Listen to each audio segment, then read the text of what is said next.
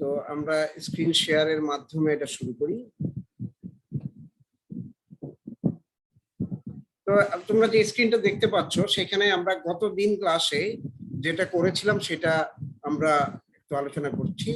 সেটা হলো গতদিন আমরা একটা হাইজেনবার্গ স্পিন এটা ডিফাইন করছিলাম। সেটা একটা এক্সাম্পল দিয়ে ট্রিপলেট আর সিংলেট স্টেটের মাঝখানে যে 2J পরিমাণ এনার্জি গ্যাপ থাকে সেটা আমরা দেখতে পারছি। তাতে কাজে আমরা বলতে পারি this Hamiltonian represent the actual spin picture. এখন let us see what is long range magnetic order. আমরা জানি যে আমাদের স্পিন আসলে যখন একটা স্পিন সিস্টেম আমরা দেখব সেখানে অনেকগুলি স্পিন থাকতে পারে। ধরো এখানে n সংখ্যক স্পিন থাকতে পারে, তখন এই ডিরাক হাইজেনবার্গ হ্যামিল্টনিয়ানটা এইভাবে লেখা যায়। এখানে দেখো I runs from 1 to n, j not equal to I, j হলো গিয়ে নিয়ারেস্ট নেবার অফ অল দ্য আইস। ঠিক আছে, অবশ্যই এটা পরে বলাই ভালো, j হলো I না, I ছাড়া যে কোনো সবকিছু। তাহলে এখন আমি যদি বলি যে এই টার্মটাকে আমি একটু রিডিফাইন করব এভাবে। এখানে আমি জানি 2J is all right, there are n number of terms, এখানে n number of মনে করো স্পিন আছে, তার জন্য এটা ক্যাপিটাল N লেখা হয়েছে। Z হলো কোঅর্ডিনেশন নাম্বার মানে হলো গিয়ে কতগুলি নিয়ারেস্ট নেইবার আছে। আমরা ধরে নিচ্ছি স্পিন ইন্টারঅ্যাকশনটা শুধুমাত্র নিয়ারেস্ট নেইবারের মধ্যে থাকবে, অন্যদের ভিতর স্পিন ইন্টারঅ্যাকশনের মান হলো 0। তাহলে আমরা যদি Z পরিমাণ নিয়ারেস্ট নেইবার থাকে তাহলে আমাদের এই টার্মটা হলো, তাহলে Z মানে হলো number of nearest neighbour, N হলো নাম্বার অফ স্পিন, আর SI হলো কোন একটা পার্টিকুলার স্পিনের ith সাইডে তার স্পিন কি, ওইটা কি হাফ না মাইনাস হাফ না কি, এটা n। আর এস যে এইটাকে আমরা আসলে বলতেছি যে দিস ইজ এভারেজ, যতগুলি নিয়ারেস্ট নেইবার আছে তারা কি হাফ মাইনাস হাফ কয়টা আছে তার মাধ্যমে আমরা একটা এভারেজ করতে পারি। এর জন্য এটাকে আমরা বলতেছি this is some statistical average of the nearest spin. ঠিক আছে, তাহলে এর মাধ্যমে আমরা প্রকাশ করব। তারপর মিন ফিল্ড আমরা বলতে পারছি যে কোনো একটা মিন ম্যাগনেটিক ফিল্ড বলতে বোঝাচ্ছে হলো যে আমি যেহেতু SJ ব্যবহার করছি কাজে আমি বলতে পারি যে আমরা এখন একটা ম্যাগনেটিক স্ট্যাটিস্টিক্যাল এভারেজের ভিতর চলে আসছি। বি হলো গিয়ে তোমার ম্যাগনেটিক ফিল্ড, তো স্ট্যাটিস্টিক্যাল ম্যাগনেটিক ফিল্ড বি এটাকে আমরা এই ইকুয়েশনের মাধ্যমে প্রকাশ করতে পারি। এখন এই ইকুয়েশন আসলে কোথা থেকে আসলো সেটা পড়তে গেলে আমরা আবার কিছু আগের জিনিস আবার পড়বো, কিন্তু আমরা আপাতত এইটা জানি যে এই জিনিসটা, এই ইকুয়েশনটা দিস ইজ এ ট্রু, এটা হলো গিয়ে true, and this is the equation for the mean magnetic field which interacts with a particular speed. Okay, আবার ওয়েস হাইপোথিসিস আমরা এটা আবার একটু রিক্যাপ করব এই জিনিসটা পড়ার পর। এই ইকুয়েশনটা তাহলে আমরা পাবো মিন ম্যাগনেটিক ফিল্ডের সাথে তার সম্পর্ক হলো ল্যামডা এম হলো গিয়ে, ল্যামডাকে আমরা বলি ওয়েস মলিকুলার ফিল্ড কনস্ট্যান্ট, আর জে হলো এক্সচেঞ্জ ইন্টিগ্রাল। ঠিক আছে, তো এই দুইটার মধ্যে আমরা একটা রিলেশন তৈরি করতে পারি।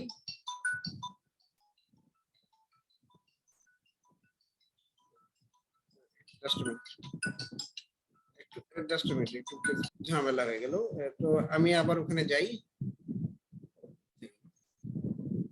তো এখন এই দুটার মধ্যে আমরা এই দুটা ইকুয়েশন যেহেতু same thing, BMF same, so আমরা এই দুটা ইকুয়েশন মধ্যে ইকুয়েট করতে পারি। ইকুয়েট করলে আমি ল্যামডার সাথে জে এর একটা সম্পর্ক তৈরি করতে পারি। So this is the relation between the Weiss field constant and exchange integral J.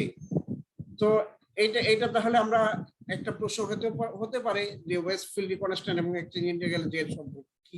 আচ্ছা, এখন আরো অনেক ধরনের ইন্টিগ্রাল আছে, যেমন ধরো প্রথমে আমি বলবো আর কে কে ওয়াই ইন্টারেকশন। আর কে কে ওয়াই আসলে হলো রুডারম্যান, কিটেল, কাসুয়া এন্ড ইয়োশিদা এই চারজন মিলে এই ইন্টারেকশনটা করছে।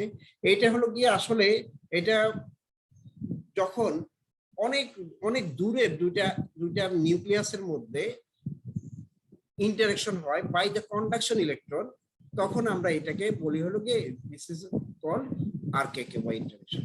এটা প্রপোজড বাই আসলে Ruderman and Charles Kittel, university of California বার্কলেতে ছিল। এগুলি আমাদের আসলে অত দরকার নেই।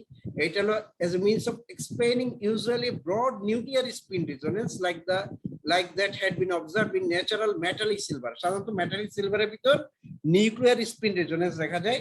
আমরা এটা যদি বের করার জন্য সেকেন্ড অর্ডার পারটারবেশন থিওরি বের করতে হয়, এবং এটা ইনডাইরেক্ট এক্সচেঞ্জ কাপলিং, যেখানে nuclear spin of one atom interacts with a conduction electron through the hyperfine interaction, and this conduction electron that interacts with another nuclear spin, thus creating a correlation in energy between the two nuclear spin। আসলে মাঝখানে একটা conduction electron থাকে, এখন দুইটা nuclear স্পিনের ভিতর একটা correlation তৈরি করে। সে করে কি, ইলেকট্রনটা করে কি, কন্ডাকশন ইলেকট্রনটা কোন একটা স্পিনের সাথে ইন্টারাকশন করে, তারপরে সে গিয়ে আবার আরেকটা স্পিনের সাথে ইন্টারাকশন করে। এই দুইটা ইন্টারাকশনের ফলে দেখা যায় যে নিউক্লিয়ার যে দুইটা স্পিন আছে, এই দুইটা স্পিনের ভিতর একটা কোরিলেশন আমরা খুঁজে পাই। তো এই ধরনের কোরিলেশনটাকে আমরা আরকেওয়াই বলে থাকি সাধারণত। আচ্ছা, তারপর আরেকটা ইন্টারাকশনকে বলা হয়, এইটা ভুল লেখা আছে, এটাকে বলা হয় সুপার এক্সচেঞ্জ। সরি, এখানে একটু কারেকশন করতেছি। সুপার,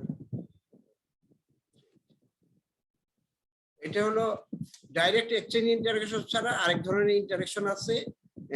যখন এটা এটা এই জায়গাটা ভুল আছে, এটা হবে হলো কি এই অংশটা, এটা তো আমার দরকার ছিল না, এটা আমার দরকার ছিল, এটা মুছে দিই।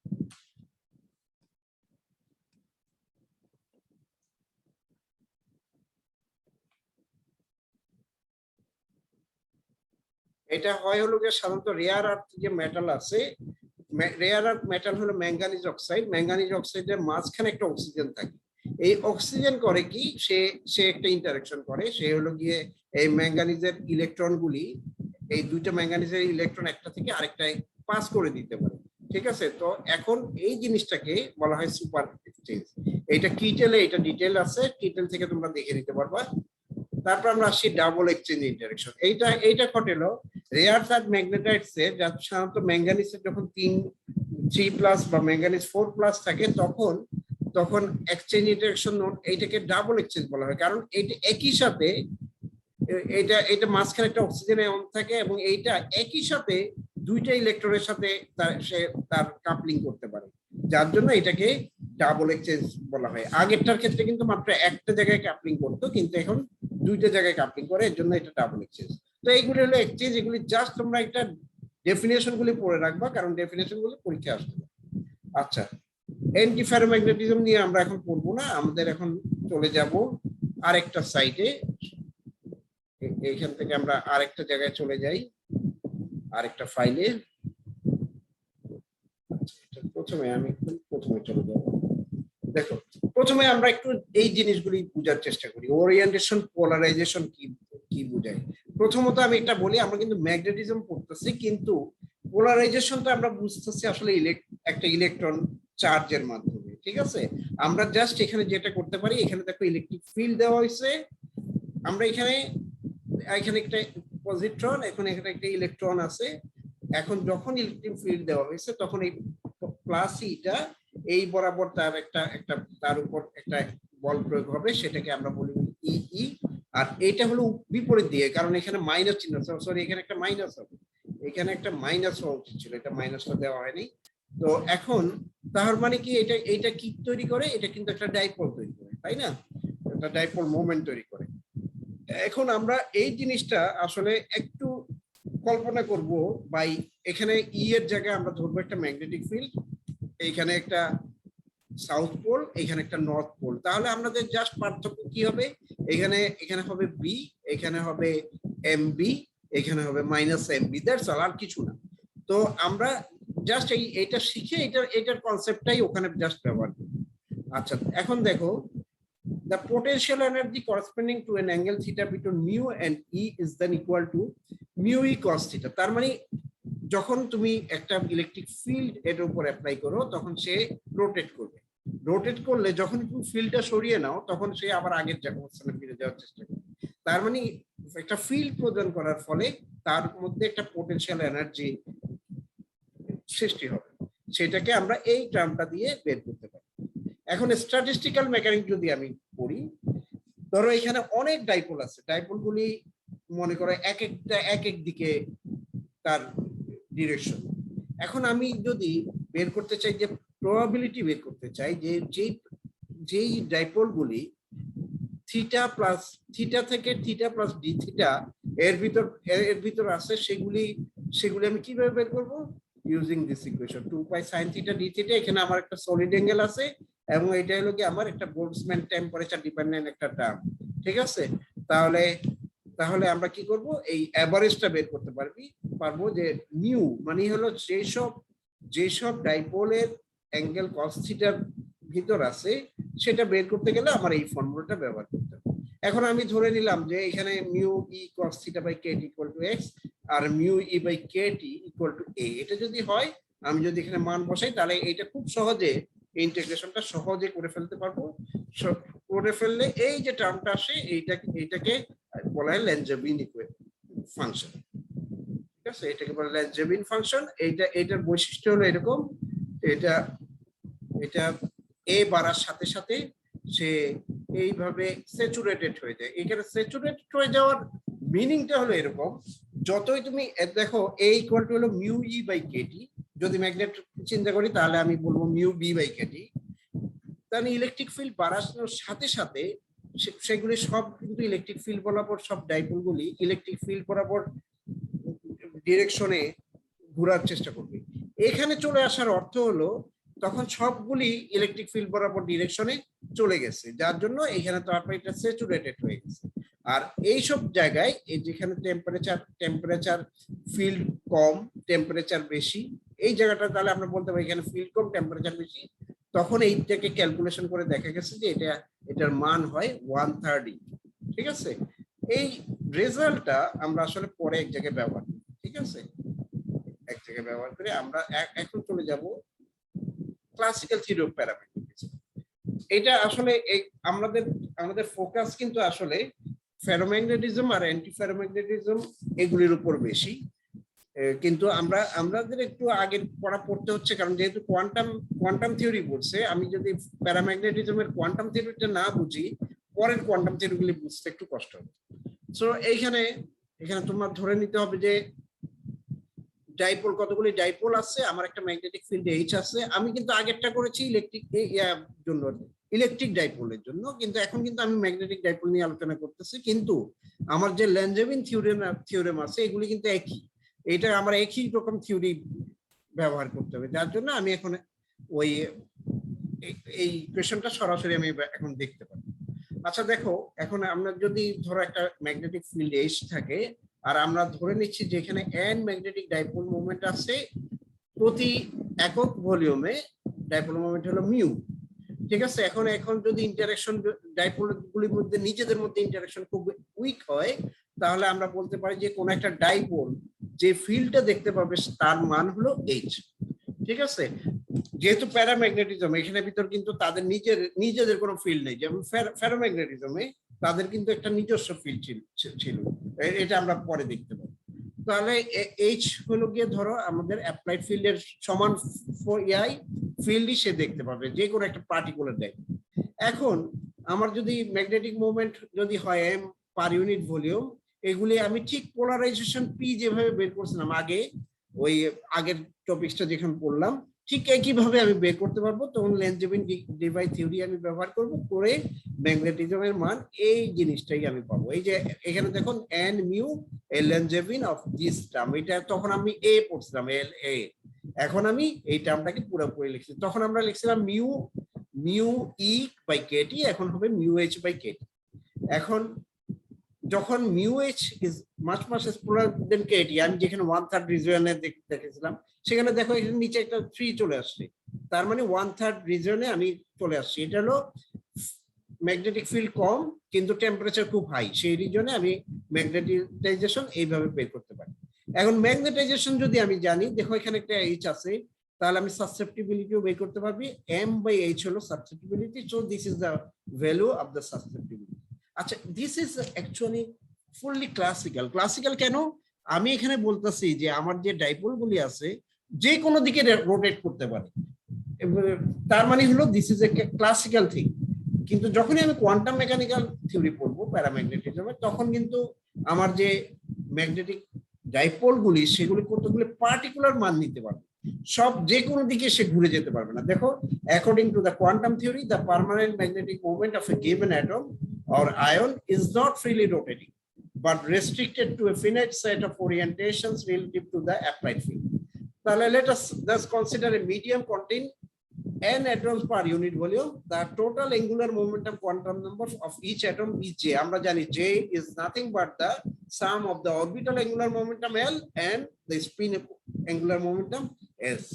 এখন আমি তাহলে আমি j এর কি কি কিছু মান থাকতে পারে, n j হলো কি ম্যাগনেটিক কোয়ান্টাম নাম্বার, তার কতগুলি মান থাকতে পারে ফ্রম -j টু +j, এই মানটা ভ্যারি করে।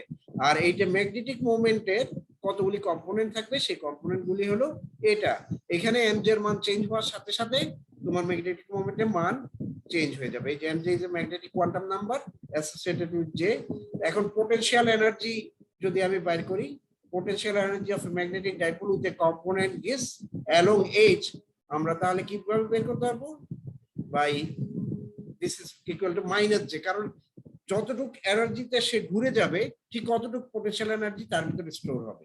এখন স্ট্যাটিস্টিক্যাল মেকানিক্স ব্যবহার করে ম্যাগনেটাইজেশন আমি বের করতে পারি n particle. This is the formula. Okay, এখন এগুলিতে আমরা দুইটা কেস পাবো। একটা কেস কি, এই টার্মটা 1 এর থেকে খুবই ছোট। 1 এর থেকে খুব ছোট মানে হলো t এর মান খুব বড়, h এর মান খুব ছোট। তখন আমি এগুলিকে অ্যাপ্রক্সিমেট করতে পারি, this is equal to this term, and তখন আমি কাই এর মানটা বের করতে পারি ইউজিং দিস ফর্মুলা। এখন আমি মিউজে একটা টার্ম ডিফাইন করছি, এটা হলো ম্যাগনেটিক টোটাল ম্যাগনেটিক মোমেন্ট, যেটা জে এর সাথে অ্যাসোসিয়েটেড, সেটা এই টার্মটার ভিতর থেকে আমরা বের করতে পারি। This is the term, N এর পরে যতটুকু আছে উপরে সেটা হলো মিউ জে স্কয়ার। তো এটা হলো একটা কেস। আর একটা কেস হলো লো টেম্পারেচার আর স্ট্রং ম্যাগনেটিক ফিল্ড। তার মানে কি, যেখানে তোমার ওই যে লেঞ্জেমিন 1/3 আসে, সরি লেঞ্জেমিন 1/3 না, স্যাচুরেটেড হয়ে যায়, ম্যাগনেটাইজেশনটা স্যাচুরেটেড হয়ে যায়, তখন এম এর মান হয়ে যায় এরকম। এখানে একটা বীজ একটা নাম আসে, বীজ যেটা হলো বুলিয়ান ফাংশন, এইটার একটা নির্দিষ্ট মান আছে। কোন কোন ক্ষেত্রে এটা একটা নির্দিষ্ট পার্টিকুলার মান নেই, কোন কোন আমরা এটা দেখব পরে। তো তো এই তোমাদের সিলেবাসে এটা লেখা আছে। তার মানে হলো যে তুমি এটার ডেফিনিশন আসতে পারে যে এটা কেন কখন ব্যবহার করা হয়। So that is all. এটা তাহলে আমরা কি শিখে গেলাম? আমরা শিখলাম যে কোয়ান্টাম মেকানিক্যাল ইয়াটা কি, তোমার quantum mechanical description of paramagnetism. এখন আমরা যাব ওয়েস্ট মলিকুলার ফিল্ড। এটা হলো কি তোমার quantum mechanical description of ferromagnetism আমরা এখন আলোচনা করতে যাচ্ছি। আমরা জানি যে একটা ফেরোম্যাগনেটিক ম্যাটেরিয়ালের ভিতর প্যারাম্যাগনেটের সাথে তার পার্থক্য হলো তার ভিতর একটা স্পন্টেনিয়াস ম্যাগনেটিজম থাকে, ম্যাগনেটাইজেশন থাকে। স্পন্টেনিয়াস ম্যাগনেটাইজেশন মানে কি, তুমি বাইরের ফিল্ড যদি অ্যাপ্লাই নাও করো, তারপরও দেখা যাবে যে তারা কোনো একটা নির্দিষ্ট দিকে অ্যালাইন হয়ে আছে। এটা কারণ হলো কি, তাদের মধ্যে নিজেদের ভিতরে একটা ম্যাগনেটাইজেশন কাজ করে। তো আমরা যে কোনো একটা মলিকুলার ফিল্ড এইচএম একটা কোনো ডাইপোলের উপর যদি কাজ করে, তাহলে এখানে দেখো এই দুইটা টার্ম আছে, একটা হলো এইচ, এটা হলো অ্যাপ্লাই ফিল্ড, আর এম হলো ম্যাগনেটাইজেশন, গামা হলো মলিকুলার ফিল্ড বা ওয়েভ কনস্ট্যান্ট। এইটা হলো, এই টার্মটা হলো তার স্পন্টেনিয়াস ম্যাগনেটাইজেশন। ঠিক আছে? তো এটা আমরা যদি এখন ধরি, আমরা যদি একটা সলিড ধরি যে এটাতে n atom per unit atom আছে, তার এবং টোটাল অ্যাঙ্গুলার মোমেন্টাম যে হলো L প্লাস S, এটা L প্লাস মাইনাস S, তাহলে আমরা ঠিক আগের যে রেজাল্টটা আমি পড়ছিলাম সেটা দিয়ে ম্যাগনেটাইজেশন আবার বের করতে পারি। This is the magnetization. Paramagnetic সলিডের জন্য কিন্তু x এর মান এটা, ঠিক আছে? কিন্তু ফেরোম্যাগনেটিকে আমরা h এর জায়গায় m রিপ্লেস করতে হবে, তখন কিন্তু শুধু h ছিল, তোমার মলিকুলার যে আমাদের যে স্পন্টেনিয়াস ম্যাগনেটাইজেশন ছিল না। এখন আমার তাহলে h এর জায়গায় যদি hm বসাই, তাহলে এই x এর মানটা এরকম হয়ে যাবে। তার মানে একটু আমাদের একটা এডিশনাল টার্ম এখানে চলে আসবে। আচ্ছা, আমরা যদি স্পন্টেনিয়াস ম্যাগনেটাইজেশনের উপর ফোকাস করি, ধরো আমরা ধরে নিলাম যে আমি বাইরে থেকে কোনো ফিল্ড দিই নাই, তখন আমি h এর মান 0 বসে m এর মান এরকম করে দিতে পারি। তারপর আমরা যেটা করব সেটা হলো দুইটা টেম্পারেচার রিজিয়নে কি হলো, একটা পেজ ইয়া হয়ে গেছে। ঠিক আছে, আমরা দুইটা টেম্পারেচার রিজিয়নে আমরা ইয়া করে দেখতে পারি যে এমবার্সে ইন্ডিকেটর একটা দেখো 19 পয়েন্ট, একটা 19.5, তার মানে আগের পৃষ্ঠায় যেতে হবে। একটা পৃষ্ঠা মিস করে গেছি কিনা,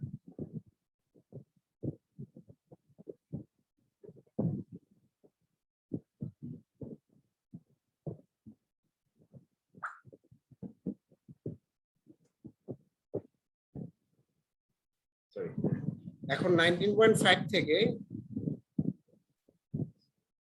দূরে দূরে চলে যাচ্ছে। 19.5 ব্যবহার করে আমি একটা স্ট্রেট লাইন পাবো, এটা এরকম, এখানে sorry straight line the slope, এখন এই slope of the line is proportional to T, তার মানে এই লাইনটা, ঠিক আছে। এখন এই থিটা এফ এর থেকে যখন বেশি হবে তখন এই লাইন ফলো করবে, আর থিটা এফ এর থেকে যখন কম হবে তখন এই লাইনটা ফলো করবে। এখন এগুলির এক্সপ্লেনেশন এখানে দেওয়া আছে যে থিটা যখন যখন থিটা এফ এর কম, 1 obtain a non vanishing value for m, তার মানে m এর মান সেখানে আর 0 হবে না, তার মানে external fold h equal to 0 হলেও সেখানে তুমি সবসময় ম্যাগনেটাইজেশন পাবো। কাজেই t when t is smaller than theta f, spontaneous magnetization results, তার মানে spontaneous magnetization পাওয়া যায়। For t equal to theta f, the slope of the straight line represented by 95 is equal to the tangent of the curve 19.3 at the origin, এই যে লাইনটার কথা বলা হয়েছে।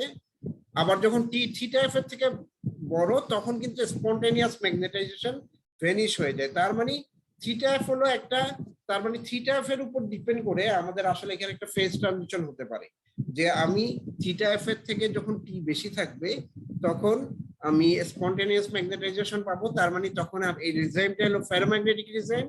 যখন থিটা এফ এর মান টি থেকে বড় তখন আমরা যে রিজাইমটা পাবো সেটা আসলে প্যারাম্যাগনেটিক। ঠিক আছে, এটা আমরা এখান থেকে বুঝি। তারপরে আমরা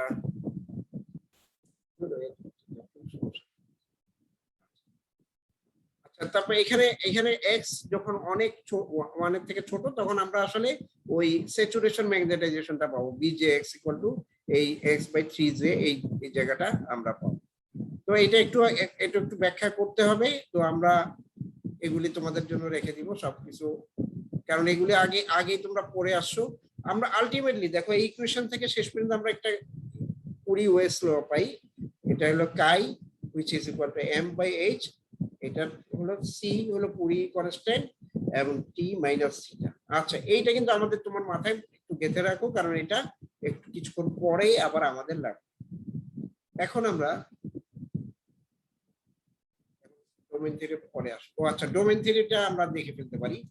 ডোমেন থিওরি বলতেছে যে ওয়েস নামে এক ভদ্রলোক উনি ফেরোম্যাগনেটিজম নিয়ে ডোমেন থিওরি দিছে। এটা হলো মূলত দুইটা থিওরি, একটা হলো a ferromagnetic specimen of macroscopic dimensions contains in general a number of small regions, এই রিজিয়নগুলিকে আমরা বলি domain, which are spontaneously magnetized, মানে ওই ডোমেনগুলি spontaneously magnetized. The magnitude of the spontaneous magnetization of the specimen is determined by the vector sum of the magnetic moments of the individual domain. মানে যতগুলি domain আছে সবগুলি ডোমেইনের magnetic মোমেন্টের vector সাম যখন আমি নিব তখন পুরো স্পেসিমেনের ম্যাগনেটিক মোমেন্ট কত সেটা আমরা বুঝতে পারবো। তারপর 2 নম্বর বলছে within each domain the spontaneous magnetisation is due to the existence of a molecular field, ওই যে আমরা বললাম যেটা spontaneous magnetisation which tends to produce a parallel alignment of the atomic dipole. Atomic dipole গুলিকে সেই এই ফিল্ডটা কি করে, অ্যাটমিক ডাইপোল গুলিকে সে প্যারালাল করে। This is the picture. দেখো যখন কোনো ফিল্ড ছিল না তখন মনে করো এই যে এটা একটা ডোমেইন, এটা একটা ডোমেইন, এটা একটা ডোমেইন, এটা একটা ডোমেইন, এটা একটা ডোমেইন। আমরা যদি ধরে নিই তখন সেখানে যে এইটা সমান, এটা সমান, তাহলে what is the magnetic field of this specimen, just এইটা আমাকে যা দিবে সেটাই আমাকে। এখন ধরো আমি একটা উইক ফিল্ড অ্যাপ্লাই করলাম এই বরাবর যখনই আমি অ্যাপ্লাই করব কি হবে, এই যে এটা দেখো একই দিকে, তাই না? এই ডোমেইনটা বড় হয়ে যাবে, এটা বিপরীত দিকে, কাজে এই ডোমেইনটা ছোট হয়ে যাবে, এইটা বড় হয়ে যাবে, এটা ছোট হয়ে যাবে, ঠিক আছে? আর দেখো এটা শেপটাও চেঞ্জ হয়ে গেছে। তারপরে আমি আরো যদি ম্যাগনেটিক ফিল্ড বাড়িয়ে দিই, তখন দেখা যাবে যে এই ডোমেইনটা আরো বড় হয়ে গেছে, এই ডোমেইনটা আরো বড় হয়ে গেছে, এই ডোমেইনগুলো আরো ছোট হয়ে গেছে। তার মানে তখন কি হবে, net magnetic field along this direction, along the b external দিকে দেখবে যে অনেক বেশি হয়ে গেছে।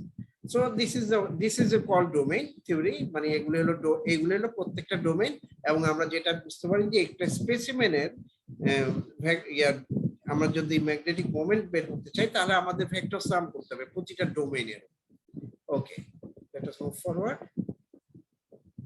এখন ডোমেইন সম্পর্কে একটু কথাবার্তা বলছে এখানে, এগুলি ডোমেইনগুলি সম্পর্কে এটা তোমরা রিডিং করে নিবা, এটা আমি তো দিয়ে দিব, এটা আর আমি আলোচনা না করি। সাইজ অফ দ্য ডোমেইন সম্পর্কে বলা হয়েছে, এই ছবিতে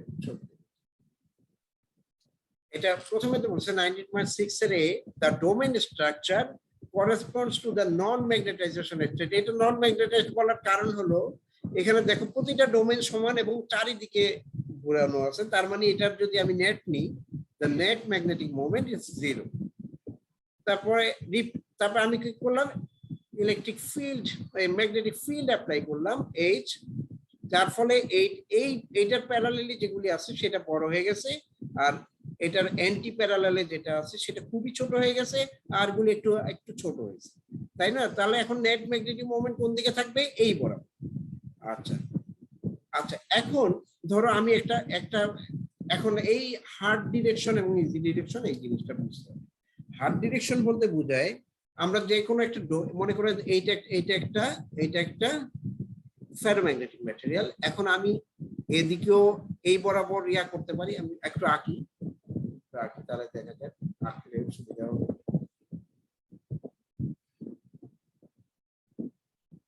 আমি চাইলে এই বরাবর ম্যাগনেটিক ফিল্ড অ্যাপ্লাই করতে পারি, এই বরাবর অ্যাপ্লাই করতে পারি, এই বরাবর অ্যাপ্লাই করতে পারি, এই বরাবর অ্যাপ্লাই করতে পারি, এই বরাবর অ্যাপ্লাই করতে পারি, ঠিক আছে? আমি নানা দিকে অ্যাপ্লাই করতে পারি।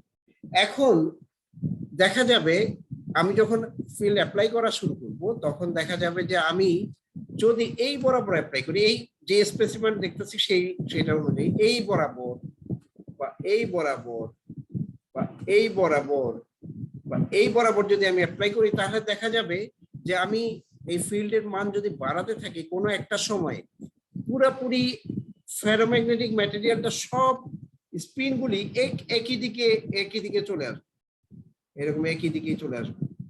তার মানে এখানে অন্য দিকের কোনো ইয়া থাকবে। কিন্তু যদি আমি এই ক্ষেত্রে আমি যদি এইভাবে ইয়া করি, হ্যাঁ, কিন্তু আমি যদি এইভাবে যাই, এই দিকে যাই বা এই দিকে যাই বা বিপরীতমুখী যাই, তাহলে দেখা যাবে যে আমি তখনও আমার ম্যাগনেটিক ফিল্ড অ্যাপ্লাই করতে হবে, এবং পরবর্তীতে কোনো এক সময় সব স্পিনগুলি এইরকম ভাবে এই ডিরেকশনে চলে আসবে। এখন প্রশ্ন হলো কোনটাতে আমার সবচেয়ে কম ম্যাগনেটিক ফিল্ড লাগবে।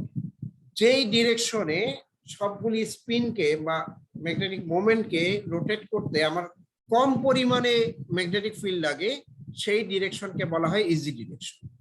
আর যেই ডিরেকশনে আমার ম্যাগনেটিক ফিল্ড অনেক বেশি লাগবে, সবগুলি ম্যাগনেটিক মোমেন্টকেও সেই ডিরেকশনে অ্যালাইন করতে, সেই ডিরেকশনকে বলা হয় hard direction. So this is the definition of this hard direction, ঠিক আছে? এইটার হার্ড ডিরেকশনের ডেফিনেশন তাহলে আমরা কি বলবো, যে যেই হার্ড ডিরেকশনের ডেফিনেশন আমি বলবো, যেই ডিরেকশনে সবগুলি ম্যাগনেটিক মোমেন্টকে অ্যালাইন করতে আমার বেশি পরিমাণে ম্যাগনেটিক ফিল্ড প্রয়োজন হয়, সর্বোচ্চ পরিমাণ ম্যাগনেটিক ফিল্ড প্রয়োজন হয়, তাকে আমরা বলবো হার্ড ডিরেকশন। আর যেদিকে আমার ম্যাগনেটিক ফিল্ড অ্যাপ্লাই করতে সবচেয়ে কম পরিমাণ ম্যাগনেটিক ফিল্ড লাগবে, তাকে আমরা বলবো easy direction. So this is the explanation. তো আমরা এটাকে মুছে ফেলি।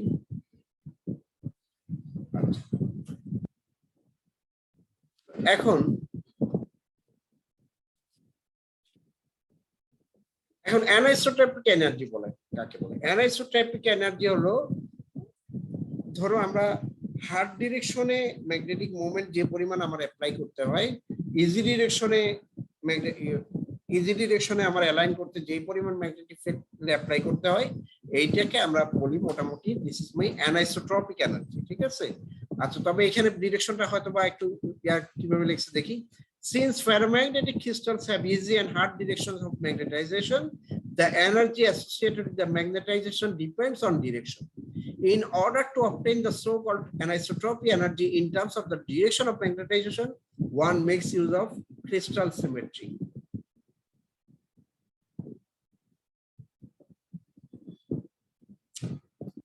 Lage.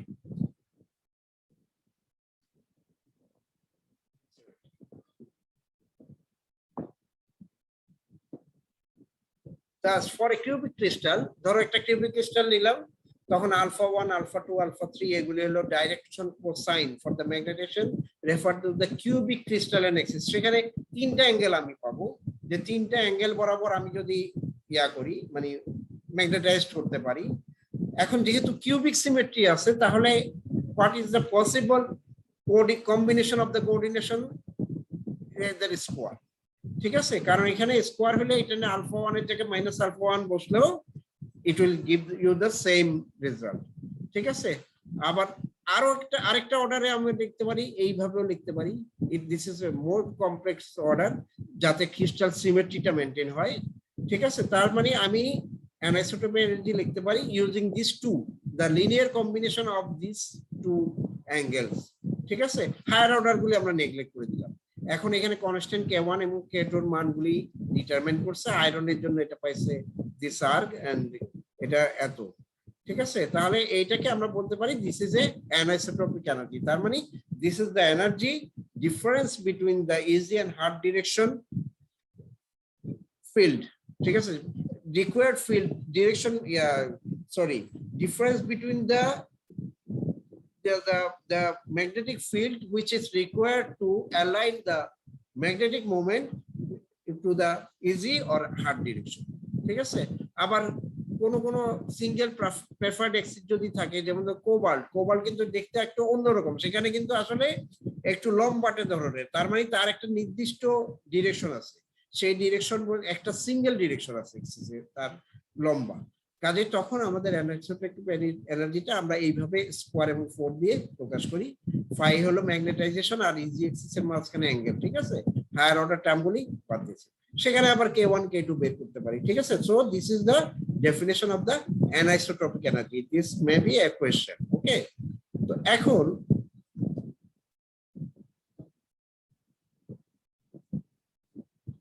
এখন আমরা এই জিনিসটা, আমার ধারণা তোমাদের হয়তো আগে পড়িয়ে থাকতে পারে। যখন আমরা ডোমেইনগুলি দেখলাম, ডোমেইনগুলির ঠিক বাউন্ডারি আছে, তাই না? এই বাউন্ডারিতে গিয়ে দেখা যাচ্ছে যে আমরা হয়তো একটা ডোমেইনে আমরা যদি একটু ছবি আঁকি, দেখি এইখানের উপরে একটা যদি ছবি আঁকার চেষ্টা করি। ধরো এটা একটা ফেরোম্যাগনেটিক ম্যাট্রিক্স, তারপরে এখানে ভিতর অনেকগুলি ডোমেইন আছে, মনে করো অনেকগুলি ডোমেইন আছে। এখন আমি যদি অ্যারো দিয়ে আঁকি, এখানে সবগুলি হলো এইরকম, এখানে সবগুলি হলো ধরো এরকম, এই দুটি আঁকলাম। এখন হোয়াট উইল হ্যাপেন হিয়ার? এই জায়গাটায় কি হবে?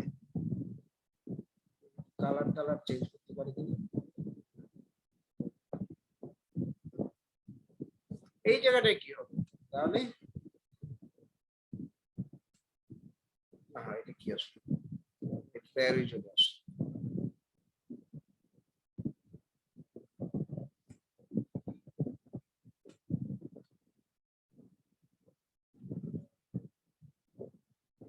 এই জায়গাটায় হবে, এই জায়গাটা কেমন হবে দেখতে? এই জায়গাটা দেখতে হবে ঠিক এইরকম, যে সে হঠাৎ করে সে কিন্তু আসলে এক ডিরেকশন থেকে আরেক ডিরেকশনে যেতে পারে না। তার মাঝখানে তার কতগুলো ইন্টারমিডিয়েট স্টেট আছে, যে স্টেজগুলির ভিতর সে ধীরে ধীরে সে এক ডিরেকশন থেকে আরেক ডিরেকশনে চলে গেছে। আমার এখানে যে ছবি আছে সেই ছবি অনুযায়ী আমাদের হওয়া উচিত ছিল এরকম।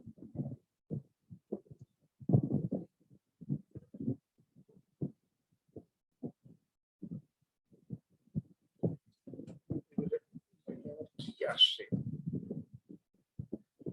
জিনিস চলে আসছে।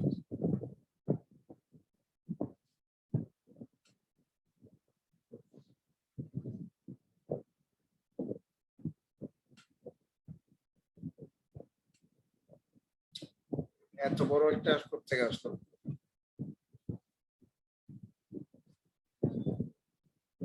জাস্ট মিনিট, বুঝতে পারছি কি হয়েছে। তো এরোটা একটা দিছি মোটা। এবার আসবে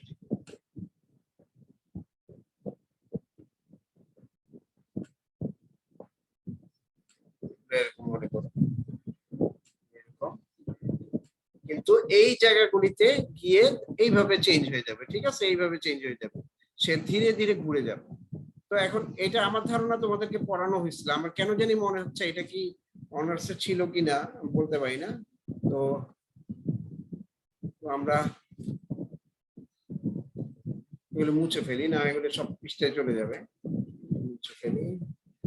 আচ্ছা, এখন আমরা দেখো, এখন আমরা যেটা করতে পারি সেটা হলো কি এইটার ক্যালকুলেশনটা একটু দেখতে পারি।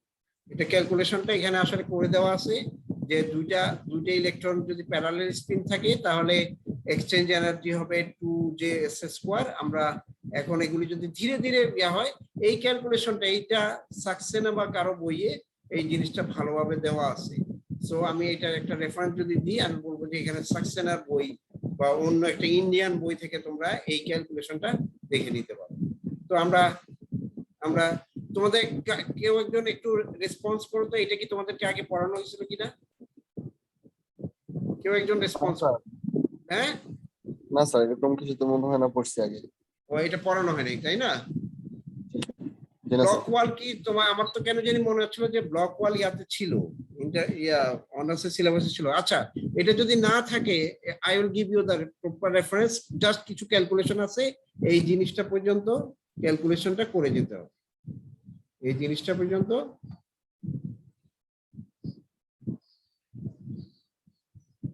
এতটুকু পর্যন্ত এই ক্যালকুলেশনটা একটু করে যেতে হবে। এটা জাস্ট কোনো ক্যালকুলেশনই না, শুধুমাত্র জাস্ট লাইন বাই লাইন করে যেতে হবে, ঠিক আছে?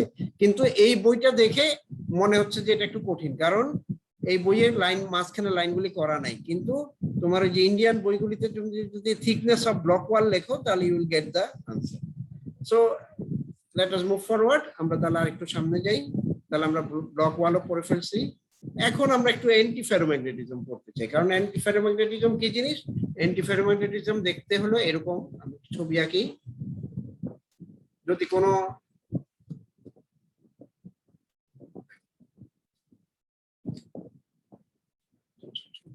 এটা গেল,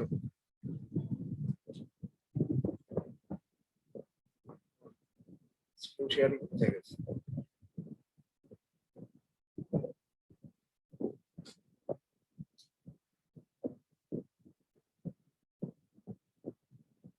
তখন আমি এরকম থাকবে স্পিন, এরকম একটা,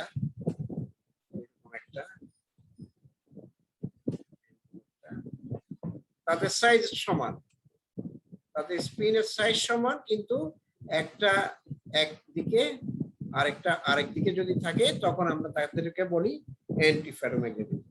এখন আমি অ্যান্টি ফেরোম্যাগনেটিজম যখন আমরা করি তখন আমরা যেটা করি সেটা হলো গিয়ে আমরা এখানে দুইটা সাবলেটিস ধরে নিই। ধরো যেগুলি শুধু আপেরও আছে সেগুলিকে, যেগুলি ডাউনেরও আছে সেগুলিকে আমি আলাদা করে ফেলি, যেগুলি ডাউনেরও আছে সেগুলিকে আলাদা করে ফেলি, আর যেগুলি আপেরও আছে সেগুলিকে আলাদা করি।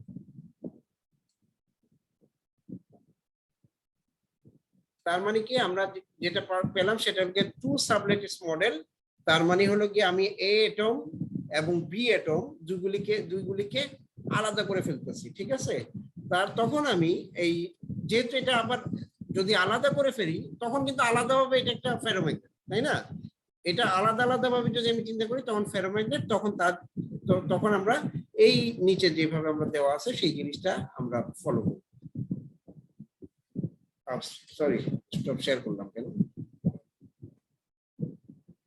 ছিল হলো। দেখো এখন আমরা যেটা করব সেটা হলো গিয়ে এখন আমি এখানে পড়ছি একটু। We shall assume that all nearest neighbors of an A atom are B atoms and vice versa. However, we shall assume that besides an antiferromagnetic AB interaction, there are also antiferromagnetic A and BB interaction.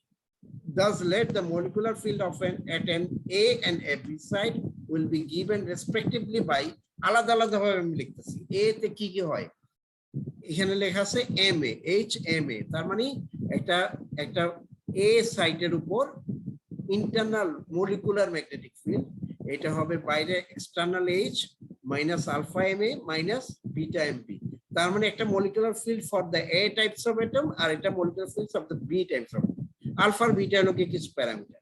ঠিক similarly B এর জন্য এরকম আরেকটা equation আমি লিখবো।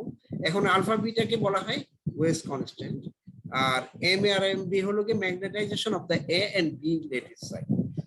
এখন দুইটা temperature রিজিয়নে যদি যাই, এখন এটা ক্যালকুলেশন আর দেখায়নি, ঠিক আছে, তোমার এম এর মান কত বের করে দিছে যে আচ্ছা নীল টেম্পারেচার কি এটা একটু জানতে হবে। সেটা হলো নীল টেম্পারেচার একটা, এই টেম্পারেচারের বিলো নীল টেম্পারেচার কোন একটা জিনিস যদি অ্যান্টি ফেরোম্যাগনেটিক থাকে, নীল টেম্পারেচার উপরে গিয়ে সে মেবি প্যারাম্যাগনেটিক বা ফেরোম্যাগনেটিক হয়ে যেতে পারে, ঠিক আছে। তাহলে এটা একটা ক্যারেক্টারিস্টিক্স টেম্পারেচার, যার নিচে থাকলে এটা 20 টেম্পারেচারের মধ্যে, যেমন ধরো 20 টেম্পারেচারের নিচে কোনো একটা জিনিস ফেরোম্যাগনেট থাকে, কিন্তু 20 টেম্পারেচার উপরে চলে গেলেই ওটা প্যারাম্যাগনেট হয়ে যায়। তাহলে এখানে এম এর মান বের করছে, ঠিক যেভাবে ওখানে বের করছিল সেভাবে বের করছে। মিউ স্কয়ারের মান কত, এখানে আর ক্যালকুলেশন করে দেখা নেই, আমরা যে আগে ওয়েস্ট মলিকুলার ফিল্ড পড়ছিলাম সেইখান থেকে সরাসরি নিয়ে আসছে। তো এখন এখন ঠিক কিভাবে এমবি লিখছে, এখন এখন ইকুয়েশন 36 কে এই দুটো ইকুয়েশনে যতক্ষণ বসায় তখন এম ইকুয়াল টু আমরা পাবো M A plus M B, তখন এই ইকুয়েশনটা এরকম হয়ে গেল। এখন আমি এইখান থেকে আমাদের কাই বের করছে, chi equal to M by H, এই ধরনের ইকুয়েশন পেলাম, যেটাকে আমি সি টি প্লাস থিটা বলো। What is the difference between this equation and the equation for the ferromagnet? তো ওখানে ছিল সি টি মাইনাস থিটা, এখানে হয়ে গেছে টি প্লাস থিটা। তার মানে এখন যদি আমি এটা গ্রাফ আঁকি, দেখো অ্যান্টিফেরো হলো মাইনাস থিটা, ফেরো হলো প্লাস থিটা, আর প্যারাতে কোনো থিটা নাই, সেটা 0 থেকে শুরু হয়েছে। So this is the difference between this three types. আর এখানে আমরা আসলে আঁকছিল 1/কাই, আর এদিকে টি এর সাপেক্ষে। তার মানে আমরা যদি টেম্পারেচারের সাথে সাথে যদি আমি সাসেপ্টিবিলিটি বের করি, আমরা আমাদের অ্যান্টি ফেরোম্যাগনেটিক একটা দেবেন হলো নেগেটিভ স্লোপ, নেগেটিভ, এটাকে কি বলে ইন্টারসেকশন, আর ফেরোম্যাগনেটিক দেবে পজিটিভ ইন্টারসেকশন, ঠিক আছে। So this is the difference, okay. এখন এইটা একটু এই জিনিসগুলো পড়তে হবে যে রিজিয়ন বিলো নীল টেম্পারেচারে এটা কিরকম তার আচরণ, আমি বেশি আলোচনা করব না। তো এই ধরনের একটা ইকুয়েশন আমি পাবো। আর আরেকটা জায়গা আছে, আরেকটা ওটার দরকার নেই, আমরা এখানে যাই। তাহলে এখানে আবার নীল টেম্পারেচারের ডেফিনিশন দেওয়া আছে। So this is what we have wanted to say. আরেকটা জিনিস আমাদের একটু পড়া বাকি আছে, সেটাকে বলা হয় স্পিন ওয়েভ, ওকে। তো এটা আমার কাছে আরেকটা জিনিস শেয়ার করার আছে, সেখান থেকে দেখো। সো ওইটা খুলি নেট।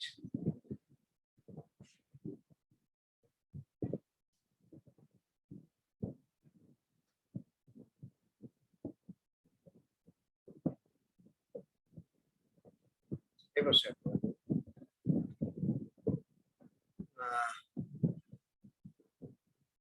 এটা আমি এক ভদ্রলোকের ইয়া থেকে নিয়ে নিচ্ছি, ওনার পাওয়ার পয়েন্ট প্রেজেন্টেশন। তো এখানে আমি একটু সামনে যাই।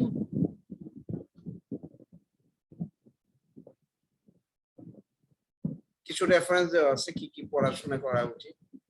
আচ্ছা এখন দেখো স্পিন ওয়েভ কাকে বলে। এটা হলো ফেরোম্যাগনেটিক চেইন যেখানে সবগুলি স্পিন একই দিকে অ্যালাইন।